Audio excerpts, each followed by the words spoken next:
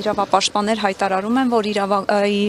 պետական մակարդակով իշխանությունները որևէ բան չեն անում մեր գերիներին եւ պատանդներին վերադարձնելու համար։ Եթե իշխանությունները որևէ քայլ չեն անում, դուք ինչպես եք պատկերացնում գերիների վերադարձը հայրենիք, ինչ ճանապարհով եւ լինելով Հայաստանում ամենամեծ քաղաքական ուժի ղեկավարը,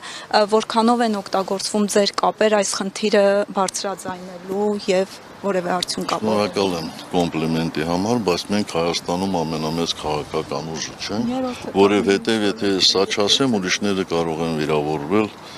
այսպես մեզ մեղադրել մեծամտության մեջ։ Ամենաառաջին պայմանը այս իշխանությունների, նորից եմ ասում, իշխանությունների զրկելն է, որովհետև ինչքան էլ մենք կապեր ունենանք, ինչքան էլ մենք ունենանք քաղաքական կուսակցությունների, եվրոպական քաղաքական կուսակցությունների հետ հարաբերություններ, առանց